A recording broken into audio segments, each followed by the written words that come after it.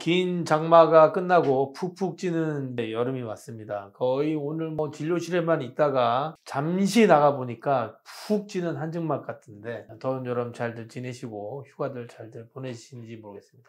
단골 여러분들, 척추박사 닥터왕입니다. 오늘은 관절염에 따른 치료에 대해서 이야기를 해보자고 하고, 내 무릎을 어떻게 써가야 되느냐 이런 거를 이제 말씀드리려고 하는 건데, 방금 제가 옆에서 어떤 환자를 보고 왔거든요. 옛날에 체대를 나오셨대요. 여자분인데 아주 깡말았어요. 다부지고 50대 초반에 50대 초반 무릎이 아프다고 저한테 오셨다가, 제가 안 나오면 MRI를 봐야 될 것 같습니다 라고 이야기를 하고, 환자를 그동안 안 봤는데 누가 또 뭐가 좋대더라 해가지고 또 버스로 한 30분 걸리는 거리에 우리 병원에도 2대나 있는 체중역파를 하루 또 친구의 말로 듣고 또 가셔서 한 10대 번 하고 오셨는데, 결국은 안 낫는다고 저를 다시 찾아오셨어요. 제가 항상 저번에도 한번 말미에도 말씀드리긴 했지만, 우리나라 의료가 이제 어떻게 갈지 모르겠지만, 여러분들이 그 난관을 헤쳐가려면 첫 번째는 일단 안 다치셔야 되고, 다치면 답 없습니다. 그리고 두 번째는 주치의를 삼으셔야 돼요. 주치의가 필요한 이유는, 내가 몸이 항상 변하더라도 그 몸의 흐름을 잘 볼 수 있는 사람은 주치의가 잘 보거든요. 그래서 여러분들이 통증이 생겼다 하더라도 의사가 볼 때는 별 차이 없으면은 약만 줄 수도 있고요. 여러분들이 볼 때 별거 아닌데 의사가 큰일 났는데요 하면은 또 다르게 반응할 수도 있는 거니까, 의학적 판단은 사실 일반인이 내리기는 어렵습니다. 친구 말 듣고 30분 열심히 가봤자 결국 체외충격파 하면서 돈만 드립다 쓰고 안 낫거든요. 제가 처음에 말씀드린 대로 한 1, 2주만 약 먹다가 안 되면 MRI 봤으면 그런 일이 없겠죠. 결국은 그래서 내일 찍기로 하셨거든요. 여러분들도 여러분들이 아는 기본적인 조각난 인터넷의 정보를 너무 믿지 마시기 바라면서, 주위에 저희가 의사 선생님 훌륭한 분 계시니까 꼭 주치의 관계를 만드시기 바랍니다.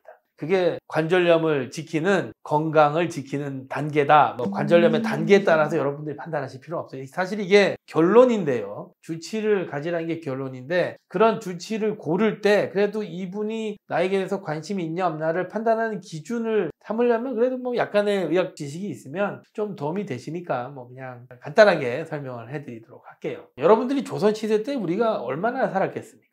조선시대 때는 한 평균 수명이 20대 후반, 30대 초반이 넘지는 않았어요. 여러분들 지금 들으면 굉장히 놀라실지 모르겠지만, 그때 조혼이 있었던 이유는 일찍 죽으니까 젊을 때 애를 빨리 낳고, 애를 실컷 낳고 7남매씩 낳고 빨리 죽으라, 그런 의미로도 볼 수 있거든요. 오래 못 살았어요. 그때 사실 얼마나 살았겠고, 관절염에 대한 개념이 뭐가 있겠으며, 농기계도 없었으니까 맨날 밥 메고 쪼그려 앉아서 일하니까 무릎은 애지당초 30대 때 되면은 다 망가졌겠죠. 그렇지만 우리가 이제 근대화를 거치면서 밥 먹고 살기 시작하면서 오래 살기 시작했잖아요. 제가 레전트 할 때는 60대 정도 되면 할머니였는데, 얼마 전에 뉴스 보니까 새로운 중장년을 60대부터 보는 그런 세계적 트렌드도 생겼대요. 그렇지만 우리 몸은 그렇게 오래 쓰지는 못하고, 여러분들이 60대 초반에 환자들 오신 거 보면은 기분상으로는 거의 20대예요. 자기가 아프면 안 되고, 자기는 할 일이 많고, 스포츠도 다 하고 있고, 그런 분들이 한 10년 그렇게 쭉 쓰시면 싹 망가지거든요.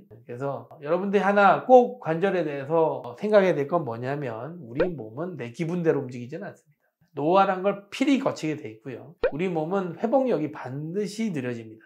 그래서 젊을 때 기분으로 쓰시면은 금방 망가지고, 한번 망가지면 대체가 안 되기 때문에 항상 아껴서 쓰셔야 된다. 그러면 우리가 이제 그 아껴서 써야 된다는 개념이 언제냐? 남자는 한 50대 초반, 여자는 한 40대 초반쯤 되면은 근력이 확 떨어져요. 그때쯤 돼서부터는 운동량을 줄이셔야 되고, 항상 하기 전에 웜업을 충분히 하시고 하지 않으시면 부상을 굉장히 잘 당하고요. 특히 여자는 50대 되면은 폐경이라는 게 옵니다. 그때부터는 완전히 근골격계 패턴이 달라지기 때문에, 여자는 40대부터 50대가 두 번의 이벤트가 있고요. 남자는 50대 때 근력이 확 빠지기 때문에 그런 걸 항상 생각하고 사셔야 됩니다.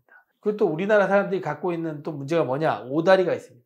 오다리는 관절염의 선행인자거든요. 그리고 우리나라는 또 등산을 좋아하시는 분들이 있던데, 우리나라는 이게 평지산이 별로 없고 거의 대부분 돌계단이 있는 산이기 때문에 등산을 올라갈 땐 괜찮은데 하산을 굉장히 많이 다치시거든요. 오늘도 외래 하산하다가 19세 환자가 왔는데, 자기는 등산 넘어졌다는데 제가 볼 땐 내려오다 힘 풀려서 넘어진 거거든요. 여러분들이 운동을 계획하거나 때는 항상 위아래로 수직 부하가 많이 가는 운동은 무릎에 굉장히 안 좋으니까, 그리고 또 우리가 쪼그려 앉기, 양반다리, 이런 것들이 외국 사람들과 또 다른 행태이거든요. 돌산, 계단, 쪼그려 앉기, 그다음에 무릎을 많이 꿇는 운동들은 항상 웜업을 많이 안 하시면 다치시게 돼 있고요. 힘이 빠졌을 때쯤 돼서 여러분들이 부하를 더 올리는 경향이 있는데, 특히 웨이트 스쿼트 부하를 점점 올리거든요. 그래서 항상 운동을 과하지 않게 하시고, 통증이 생기면 반드시 운동 방법을 그 다음에 바꾸시는 게 중요하다고 생각합니다. 그래서 사실 관절염의 단계에 대한 이야기를 하자고 했는데 사실 의미 없습니다. 여러분들이 관절염 단계를 알고 운동의 부하를 조절할 수도 없을 것이고, 그래서 그건 중요하지 않고요. 그래서 정리를 하면, 첫 번째, 주치의사 빨리 찾으세요. 여러분들 주위에 굉장히 성실하고 잘 보는 정형외과 선생님 분명히 있습니다. 그분을 주치의로 삼으시고, 두 번째, 우리나라에서 잘하는 등산, 그다음에 계단, 무릎 꿇기 같은 걸 해서 우리나라 사람들은 무릎을 훨씬 더 잘 다칠 수 있어요. 꼭 아시고요. 세 번째는 나이에 맞는 운동을 찾으시기 바랍니다.